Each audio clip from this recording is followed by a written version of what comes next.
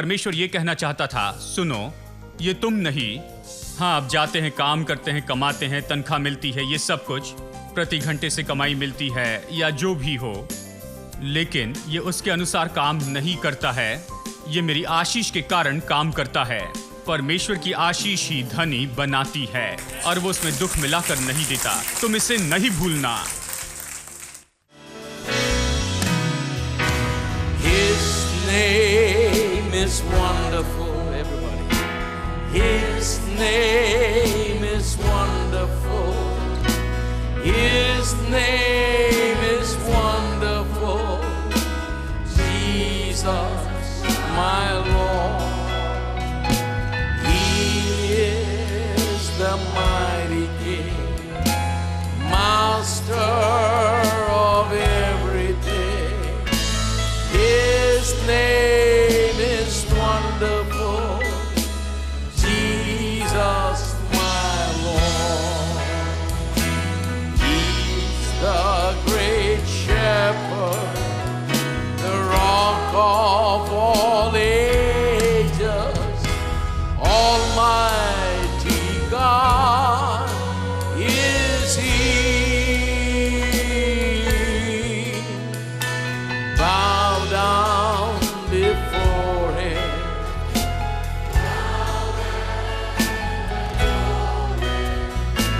His name is wonderful, Jesus, my Lord. He's the great shepherd, the rock of all ages, Almighty God is He. Bow down before Him, love and adore Him.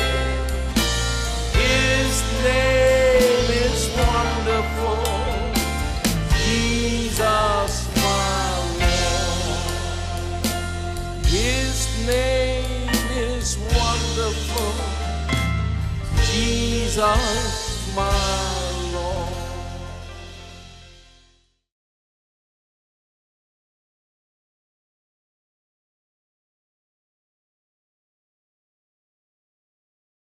इब्रानियों अध्याय 4 वचन 3, हम जिन्होंने विश्वास किया है उस विश्राम में प्रवेश करते हैं। जैसे उसने कहा, देखिए, विश्राम के विचार के बारे में कह रहा है कि नए नियम के समय के जो विश्वासी हैं उनके पास विश्राम है जिसमें उन्हें प्रवेश करना चाहिए। इसे आप मन में रखिए, यही पूरा विषय है। कहता है, हम जिन्होंने विश्वास किया विश्राम में प्रवेश करते हैं। कितने लोग विश्वास करते हैं? हम विश्राम में प्रवेश करते हैं। जैसे उसने कहा कि मैंने अपने क्रोध में शपथ खाई कि वे मेरे विश्राम में प्रवेश न कर पाएंगे, यद्यपि जगत की उत्पत्ति के पहले से उसके काम हो चुके हैं। ये काम कब पूरे हुए? मैंने बताया, सब कुछ परमेश्वर ने हमारे लिए पूरा कर दिया है जगत की उत्पत्ति के पहले से। क्रूस ने इससे हमारा नैतिक भाग बनाया। इसने हमारे पापों के साथ में निपटा है, परमेश्वर के पास हमें लाया, ये सब कुछ किया। लेकिन जो आशीषें हैं वो क्रूस के द्वारा तैयार नहीं हुई। आशीष जगत की उत्पत्ति के पहले से तैयार की थी और यहाँ कलवरी के क्रूस के द्वारा हम आशीषों तक पहुंच सकती हैं। ये नैतिक रूप में हमारी हुई और हम इसके नैतिक वारिस हो चुके हैं। अब हम उस तक पहुंच सकती हैं, उन्हें छूकर ले सकती हैं और पा सकते हैं। तो और यहाँ पर यही तो विचार सिखाया गया। कहता है, जबकि ये काम पूरे हो चुके थे जगत की उत्पत्ति के पहले से, परमेश्वर ने सब कुछ तैयार किया था। सबसे उत्तम जीवन हमारे लिए कब उसने तैयार करके रखा था? जगत की उत्पत्ति के पहले से, पहला मनुष्य बनाए जाने के पहले से ही परमेश्वर ने यह सब कुछ तैयार करके रखा था, लेकिन वो उसमें प्रवेश नहीं कर पाए। क्या यह अजीब नहीं कि परमेश्वर ने सब कुछ तैयार करके रखा, इतना तैयार करके रखा, फिर भी वो उसमें प्रवेश नहीं कर पाए थे? सब कुछ तैयार था, अनुग्रह ने इतना दे दिया था, लेकिन इसमें प्रवेश करने के लिए उनमें विश्वास नहीं था। उन्होंने इसके लिए कोई सकारात्मक क्रिया नहीं दिखाई। चलिए आगे पढ़ते हैं, क्योंकि 7वें दिन के विषय में उसने कहीं यूं कहा है कि परमेश्वर ने 7वें दिन अपने सारे कामों को निपटाकर विश्राम किया। अब वो कहता है कि विश्राम है जिसमें प्रभु चाहता है कि आप प्रवेश करें। अब ये विचार लाता है कि परमेश्वर ने 7वें दिन विश्राम किया। ये कहता है, बाइबल एक जगह कहती है कि परमेश्वर ने 7वें दिन विश्राम किया। कहाँ कहता है? उत्पत्ति अध्याय 2 में। आइए इसे पढ़ते हैं। उत्पत्ति अध्याय 2 वचन 2 ये कहता है, और परमेश्वर ने अपना काम जिससे वो करता था 7वें दिन समाप्त किया, और उसने अपने सारे किए हुए काम से 7वें दिन विश्राम किया। परमेश्वर ने 7वें दिन को आशीष दी और उसे पवित्र ठहराया, क्योंकि उसमें उसने अपनी सृष्टि की रचना के सारे काम से विश्राम किया था। देखिए, अब तो ये बहुत ही सामर्थी बात है, क्योंकि आप जो सोचते हैं इससे बहुत ज़्यादा ये कहता है कि परमेश्वर ने 7वें दिन विश्राम किया। हाँ, उसने अपना काम पूरा किया और 7वें दिन उसने विश्राम किया अपने सारे कामों से। फिर देखिए ये क्या कहता है, परमेश्वर ने 7वें दिन को आशीष दी। 7वें दिन के बारे में बहुत ही विशेष बात क्या है? देखिए, बहुत से लोगों ने इसके बारे में बहुत कुछ बना दिया है। यानी इसका मतलब है कि 7वें दिन प्रभु की आराधना करनी चाहिए। 7वां दिन पवित्र दिन है क्योंकि प्रभु ने इसे आशीष दी। और कहाँ इसे पवित्र किया? परमेश्वर ने आशीष दी और इसे पवित्र किया, इसलिए 7वां दिन लोगों के मन में बहुत ही खास हो गया है, लेकिन गलत तरह से। मुझे याद है मेरे घर में जब तक मेरी दादी जिंदा थी, अगर 7वें दिन अगर हम कुछ खरीद कर लाते हैं या सब्त के दिन, आगे जाकर ये सब्त का दिन हो गया, देखा जाए तो 7वां दिन तो शनिवार का दिन है, फिर आगे जाकर ये हो गया विश्वासियों के लिए रविवार का सब्त। यानी अगर रविवार के दिन कुछ खरीद कर लाते तो दादी नहीं खाती थी। लेकिन देखा जाए तो मेरे घर में सुबह के समय की जो चटनी थी इडली के लिए, वो हमेशा भूल जाते थे चटनी बनाने की चीज़ों के लिए। और मैं वो पापी था जिसे जाना पड़ता था और सबके इस महान आज्ञा के विरुद्ध पाप करता था और दुकान से जाकर चटनी की इन सारी चीज़ों को लेकर आता, गुप्त में घर में स्मगल करके लाता कि मेरी दादी उसे खा सके। यानी मेरी दादी, प्रभु आशीष दे, वो स्वर्ग में हैं, शायद आज वो हमें देख रही होगी। मैं उन्हें याद दिला दूं कि हर रविवार को वो खाती थी सब्त की चटनी। वो इतना मजबूती से विश्वास करती थी कि सब्त के दिन कुछ भी नहीं कर सकते थे, यानी कुछ भी नहीं कर सकते थे। और मेरे दादाजी इससे बहुत परेशान होते थे, मैं जानता था। और मैं अपनी दादी को व्यवस्था कहता था और दादा को अनुग्रह कहता था। मेरे दादाजी इस बात से नफरत करते थे कि रविवार के दिन कुछ भी नहीं खरीदना। और फिर चर्च के बाद में मेरे दादाजी कभी भी कार में बैठकर घर में नहीं जाते थे, वो पैदल चलकर घर जाते थे और रास्ते में मूंगफली और फुटाने ये सब कुछ खरीदते थे, उसे लाते और 3 या 4 बजे जब भी हम कॉफ़ी पीते थे वो इसे खोलकर हम सभी को देते थे और मैं भी वहां पर बांटने वाला था।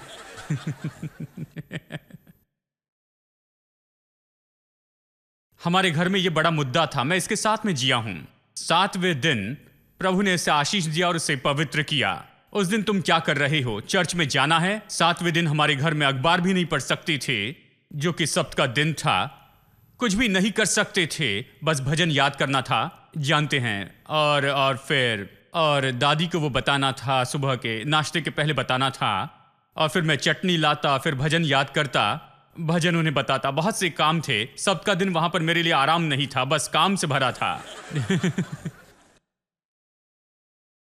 मैं इसमें जिया हूं, मैं जानता हूं इसका मतलब क्या है। बहुत से लोग इसे गलत दिशा में लेकर गए हैं। कुछ लोगों ने इसे लेकर इस तरह से कहा कि आराधना सब्त के दिन होनी चाहिए, यानी शनिवार के दिन। रविवार के दिन चर्च में क्यों जाते हो? तुम्हें शनिवार के दिन आराधना करनी चाहिए। अब वो इतनी दिशा में चले गए हैं अभी समय, जानते हैं, जो कि इन सारी बातों का उद्देश्य नहीं है। मैं आपको ये बताऊंगा कि क्यों 7वें दिन को आशीष दी और 7वें दिन को क्यों इसे पवित्र किया। इसलिए परमेश्वर ने 7वें दिन को आशीष दी और पवित्र किया, इसलिए 7वें दिन प्रभु ने विश्राम किया, काम खत्म करके विश्राम किया। वो दिन बहुत ही विशेष दिन हो गया। ये दिन क्यों इतना विशेष दिन हो गया? हाँ, इस दिन के बारे में कौन सी विशेष बात है? ये दिन इतना विशेष दिन क्यों हो गया? चलिए थोड़ा आगे पढ़ते हैं, हम इसे देखेंगे। देखिए वचन 5, फिर इस जगह ये कहता है कि वे मेरे विश्राम में प्रवेश न करने पाए। तो जब ये बात बाकी है कि कितने और हैं जो उस विश्राम में प्रवेश करे, जिन्हें ये सुसमाचार पहले सुनाया गया, उन्हें आज्ञा न मानने के कारण प्रवेश न किया, तो फिर वो किसी दिन को विशेष ठहराकर इतने दिन के बाद दाऊद की पुस्तक में उसे आज का दिन कहता है। जैसे पहले कहा गया कि यदि आज तुम उसका शब्द सुनो तो अपने मन को कठोर न करो। और यदि यहोशू उन्हें विश्राम में प्रवेश कर लेता, यहां पर यहोशू शब्द आया है, सही अनुवाद में यहोशू शब्द आया है। यहां अगर यीशु लिखा है तो मार्जिन में इसका अनुवाद यहां पर यहोशू लिखा गया है, क्योंकि यीशु यहोशू के लिए एक और शब्द है। क्योंकि यीशु या यहोशू ने उन्हें विश्राम दिया, तो वो उसके बाद दूसरे दिन की चर्चा न करता, ऐसे ये कहता है। सो जान लो कि परमेश्वर के लोगों के लिए सब्त का विश्राम बाकी है। ये इसका पूरा सार है। यहोशू उन्हें विश्राम में नहीं लाया, बाइबल यही कहती है, वो यही कहता है। पहले इस 2 अध्याय में ही हम पढ़ते हैं, परमेश्वर ने 7वें दिन विश्राम किया, उसे आशीष दिया और शुद्ध किया।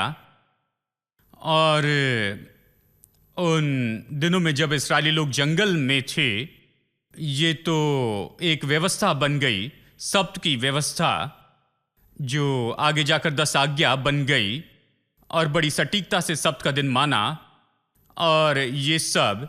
लेकिन यहोशू उन्हें विश्राम में लेकर नहीं आया था, जो ये सब्त या 7वां दिन दिखाता है। ये विश्राम दिखाता है, लेकिन यहोशू उन्हें विश्राम में नहीं लेकर आ पाया। यानी ये विश्राम, ये वो विश्राम नहीं है। ये तो यहूदी लोगों का प्रतिज्ञा के देश में आने का विश्राम नहीं है।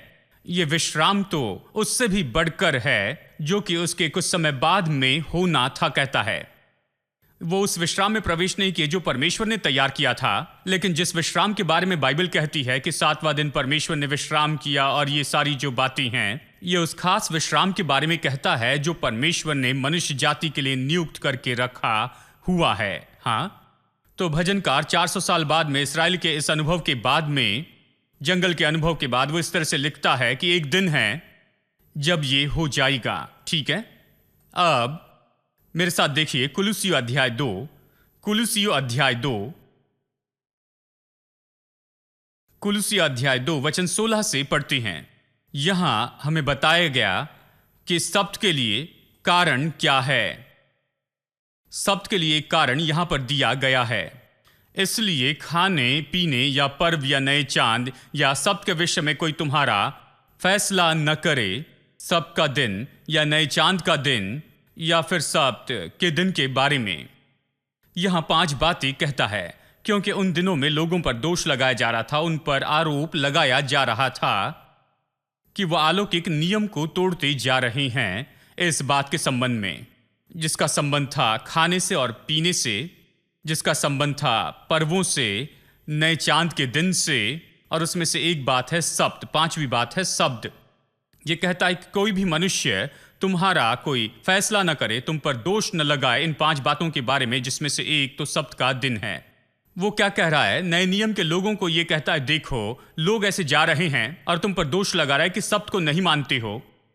पुराने नियम के समय वो सब्त को मानते थे और बड़ी कठोरता से उसका पालन किया करते थे, इसे मानते थे और लोग भी ऐसा ही करते थे।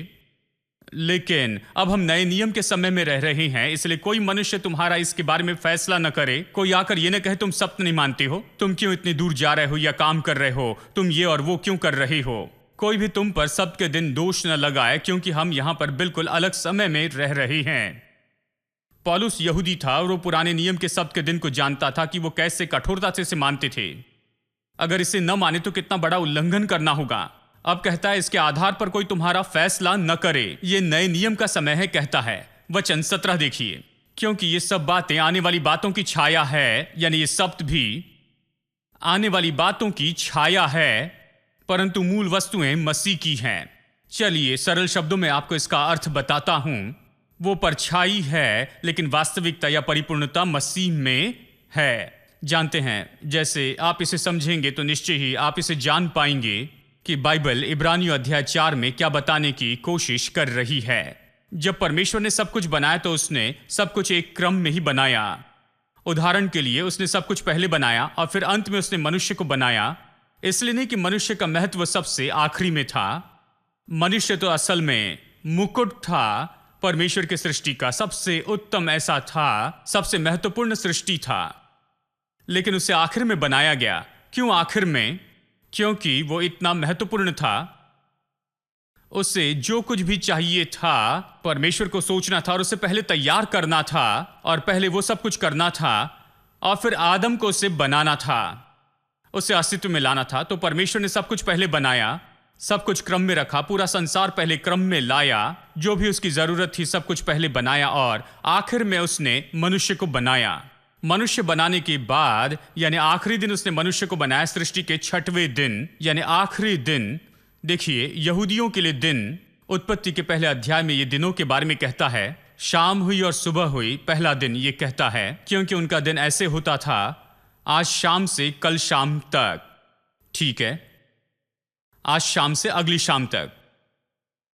तो हाँ, देखिए क्या हुआ यहां पर 6ठे दिन के बाद में, यानी 6ठे दिन के अंत में परमेश्वर ने सब कुछ बना लिया। आखिरी बात तो मनुष्य ही था।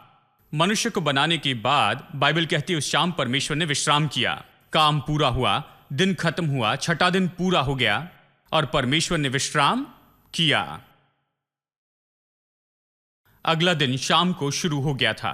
इस तरह गिनती करते हैं, परमेश्वर ने विश्राम किया। आखिरी सृष्टि कौन था? मनुष्य। तो मनुष्य जब सामने प्रकट हुआ तो सबसे पहली चीज जिसके साथ उसकी पहचान की गई वो विश्राम था। वो संसार में आया, परमेश्वर की ओर देखकर कहता है, प्रभु क्या प्रोग्राम है? परमेश्वर कहता है, विश्राम, कुछ नहीं करना है, जानते हो कहीं नहीं जाना है, कुछ नहीं करना है। क्या मुझे कहीं पर तारे लटकाने हैं या कुछ और करना है? नहीं, कुछ नहीं करना है, मैंने सब कुछ कर दिया है। बस अपने एक हाथ से मैंने ऐसे ही आकाश बना दिया, तारों को अपनी जगह पर रख दिया और सब कुछ पूरा हुआ, खत्म हुआ। कुछ नहीं करना है? हाँ, कुछ नहीं करना है। आज क्या है? विश्राम का दिन है, मैं आराम कर रहा हूं, तुम भी करो। यानी मनुष्य जो सबसे पहली बात जानता था वो विश्राम है। अब परमेश्वर ने और कुछ नहीं बनाया, इसके बाद परमेश्वर ने कुछ भी नहीं बनाया। ध्यान दे, आदम ने अगले दिन उठकर ये नहीं कहा, प्रभु मुझे प्याज और टमाटर चाहिए और मुझे थोड़ा चिकन चाहिए, और परमेश्वर ने बाहर जाकर ये नहीं कहा चिकन ये क्या है, और फिर उसने बस एक हाथ से चिकन बना दिया और दूसरे हाथ से प्याज और टमाटर बनाकर मनुष्य को दे दिए। नहीं, ऐसा नहीं हुआ। सब कुछ पहले से वहां पर था, उसे जाकर प्याज और टमाटर लाने थे और चिकन और टमाटर जो कुछ भी चाहिए था उसे जाकर लेना था, क्योंकि परमेश्वर ने पहले इसे रख दिया था। मनुष्य वहां पर था, परमेश्वर से सब कुछ मांग नहीं रहा था, और परमेश्वर इसलिए नहीं दे रहा था क्योंकि उसने उससे मांगा है। विश्राम का पूरा विचार यही था कि परमेश्वर ने सब कुछ पहले से ही उसे दे दिया है, सब कुछ उस जगह पर रखा है। मनुष्य को केवल उसे लेना था, प्राप्त करना था, आनंद उठाकर उसे जीना था जो प्रभु ने पहले दिया था। उसके बाद में परमेश्वर को वहां पर कुछ नया बनाने की जरूरत नहीं पड़ी। 6ठे दिन सब कुछ बनाकर जब उसने काम पूरा किया, उसके बाद में यानी परमेश्वर ने वो सब दिया जो कभी मनुष्य को कभी जरूरत थी, सब कुछ बना दिया था। और इसलिए मैं विश्वास करता हूं इस संसार में कोई कमी घटी नहीं होगी। इस संसार में मनुष्य के लिए कभी कोई कमी घटी नहीं है। और फिर एक और समस्या है, परमेश्वर ने सब कुछ बनाकर अपनी जगह रखा। देखिए, अरब लोगों के पास तेल है, क्या उन्होंने कभी एक बूंद ऐसे जमीन पर गिराकर इस तरह कहा कि ये कह सके कि अब ये एक सोता बन जाएगा और इससे लाखों लीटर तेल प्रतिदिन निकलेगा? नहीं, वो कुछ भी पृथ्वी में नहीं रखते हैं। पृथ्वी में ये पहले से था क्योंकि परमेश्वर ने इसे रखा है। पृथ्वी को देखिए, ये मिट्टी दिखती है। एक भाई ने कहा, भाई जब मैं स्वर्ग में जाऊंगा, सोने की सड़कों पर चलूंगा, तो फिर आप किस पर चल रही हैं? अभी तो मैं केवल मिट्टी पर चल रहा हूं भाई। मैंने कहा अगर उस मिट्टी को थोड़ा दूर कर दो, इसके नीचे देखना शुरू करे तो आपको सोने की खदान मिलेगी। बाइबल कहती है परमेश्वर ने सोने को पृथ्वी के नीचे रखा है। इस मिट्टी के नीचे तेल है, इस मिट्टी के नीचे कोयला है। परमेश्वर ने बहुत कुछ रखा। बयान से बाहर संपत्ति, बयान से बाहर ऐसी संपत्ति पृथ्वी के नीचे है जिसे हमारी आंखें अभी नहीं देख सकती जब तक कि आप इसे खोद कर देख न ले। कोई नहीं जानता कि सब कहां है। यहां तक कि तेल देखिए, तेल के बारे में वो ढूंढ रहे कि तेल कहां पर है। समस्या यह है कि मनुष्य परमेश्वर से दूर हो गया, उसका परमेश्वर के साथ कोई संबंध नहीं है। अगर वो परमेश्वर के पास में आए, परमेश्वर को जाने, तो परमेश्वर निश्चय हाथ पकड़ के दिखाएगा कि तेल कहां पर है। वो बताएगा कोयला कहां है, वो बताएगा आपको जो भी चाहिए, वो बताएगा पानी कहां से मिलेगा, क्योंकि वो जानता है। जैसे उसने पतरस से कहा, यहां पर जाल डालो, मैं जानता हूं यहां मछली है, यह न कहना नहीं है। और उसने अपनी कल्पना से भी बढ़कर मछलियां पकड़ी। परमेश्वर जानता है कि सब कुछ कहां पर है। ये जीवन मनुष्य का जीवन इसलिए बना था कि परमेश्वर के महान स्रोतों के द्वारा जीते जाएं, परमेश्वर की मदद से और परमेश्वर के साथ के संबंध से। मनुष्य की यही समस्या है कि हमारा परमेश्वर के साथ में कोई भी संबंध नहीं है। परमेश्वर से हम दूर हैं, इसलिए हम नहीं जानते हमारी जरूरत कैसे पूरी करें, और हम कमी और घटी और पर्याप्त न होना हर समय इस बात को देखते हैं। और परमेश्वर ने सब में ये योग्यता रखी है कि वो बहुगुणित होती चली जाए और वो बढ़ती जाए और फलवंत होती जाए। यानी परमेश्वर ने सब कुछ ऐसे बनाया, फिर उसने विश्राम किया। इसलिए विश्राम नहीं किया क्योंकि थक गया था। कोई कहता है परमेश्वर ने इतनी मेहनत की कि अगर उसे एक और चांद बनाना पड़ता तो वो बेहोश हो जाता, क्योंकि उसने 6 दिन तक इतना काम किया। इसलिए कुछ और मत कहना, क्योंकि वो पहले ही बहुत थक चुका है। जब बाइबल कहती है कि परमेश्वर ने 7वें दिन विश्राम किया, तो वो ये नहीं कहती कि परमेश्वर थक गया था इसलिए विश्राम किया। ये ऐसा है जब वकील कहता है मैं अपने केस से आराम करता हूं, उसका ये मतलब नहीं कि मैंने बहुत कुछ कह दिया, मेरा मुंह थक गया है, मैं कमजोर हो गया हूं। इसका मतलब है जो मुझे कहना था मैंने कह दिया है, मैंने मुद्दे पर बहस कर ली है, अब ये पूरा हो गया है, अब ये आपका निर्णय है। यही इसका मतलब है जब ये कहता है कि मैं अपने केस से आराम करता हूं। और बाइबल कहती है, क्या तुम नहीं जानते, क्या तुमने नहीं सुना कि ये शुरू से कहा गया है कि हमारा प्रभु परमेश्वर हमारी ओर से है और वो कभी नहीं थकता। वो कभी नहीं थकता। हमारा परमेश्वर कभी नहीं थकता मेरे दोस्तों। इसलिए परमेश्वर ने ऐसे विश्राम नहीं किया क्योंकि वो थक गया था, परेशान हो गया था, थक चुका था। इस तरह से परमेश्वर ने काम पूरा किया इसलिए विश्राम किया, और कुछ करना बाकी नहीं था। उसके बाद में उसे और कुछ करने की जरूरत नहीं पड़ी, इसलिए उसने विश्राम किया। ये पूरा हो गया, ये पूरा किया गया काम है, इसलिए विश्राम किया। और फिर परमेश्वर मनुष्य की प्रतिदिन की जरूरत के लिए कुछ और नया बनाते नहीं गया। मनुष्य की जरूरत परमेश्वर ने जो प्रयोजन किया था उसी के द्वारा होती गई।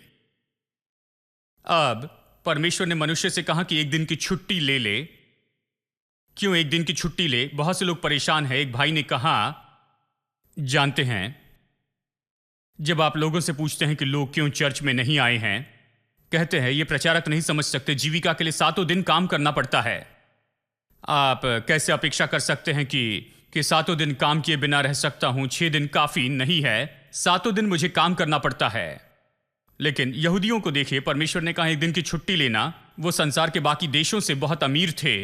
एक दिन की छुट्टी लेने पर भी 6 दिन के काम से वो दूसरे देशों से ही धनी थे। 7वें दिन का विश्राम क्यों है? 7वें दिन का विश्राम ये दर्शाता है कि मैं आराम करूंगा, क्योंकि ये सब मुझ पर आधारित नहीं है। मैं स्रोत नहीं हूं, मैं इसे नहीं कर सकता हूं, मेरे कारण ये सब कुछ नहीं हो रहा है। वो इसे करता है, उसने पहले इसे कर दिया है। और इसीलिए आज मैं विश्राम करूंगा कि ये दिखाऊं कि अगर मैं काम नहीं करूं तो भी ये सब काम करेगा। मैं खाऊंगा। केवल उसने एक दिन का विश्राम के लिए नहीं कहा, लेकिन अगर आप बाइबल में आगे पढ़ते हैं, उसने कहा 1 साल की छुट्टी ले लो। ये अच्छा विचार है, मुझे बहुत पसंद आएगा। चर्च को बंद कर दे 1 साल के लिए और पूरे संसार में घूमते रहे, वेकेशन के लिए क्रूज पर जाए। साल भर की छुट्टी, कितने लोगों को यह पसंद आएगा? बहुत से लोग सोचते हैं हम साल भर की छुट्टी नहीं ले सकते, अगर 1 महीने की तनख्वाह नहीं मिले तो सब कुछ गड़बड़ी में आ जाता है, अजीब होगा, सारे बिल ऐसे बढ़ते जाएंगे।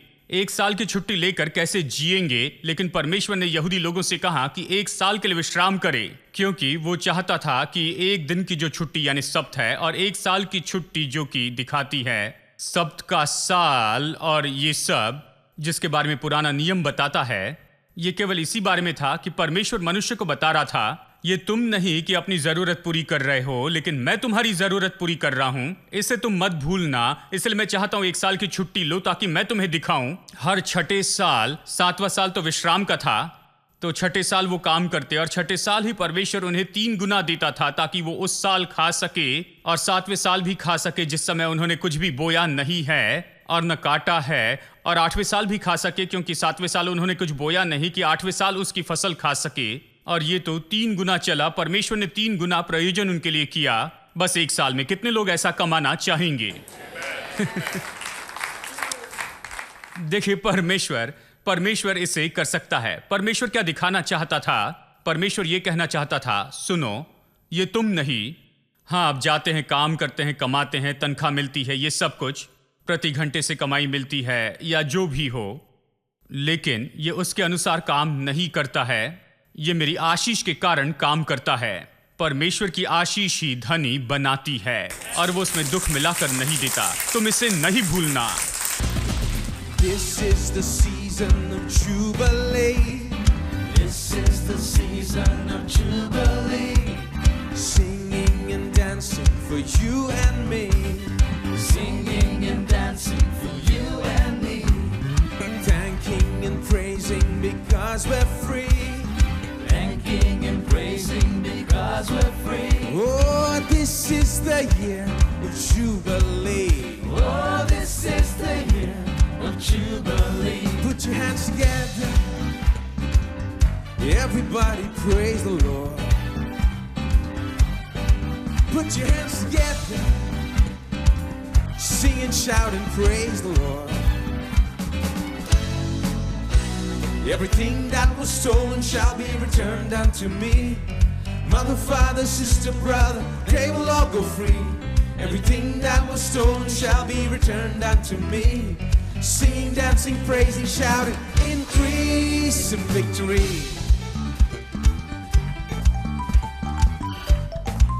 Sing that again.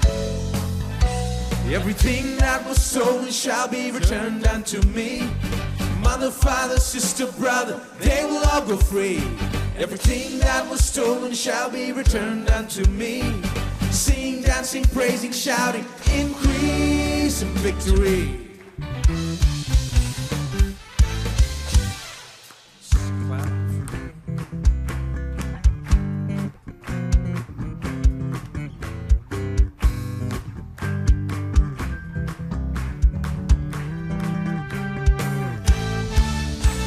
Everything that was stolen shall be returned unto me.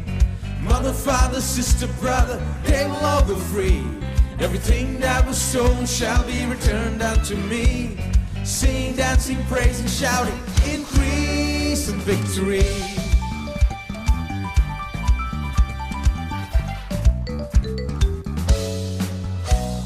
This is the season of Jubilee.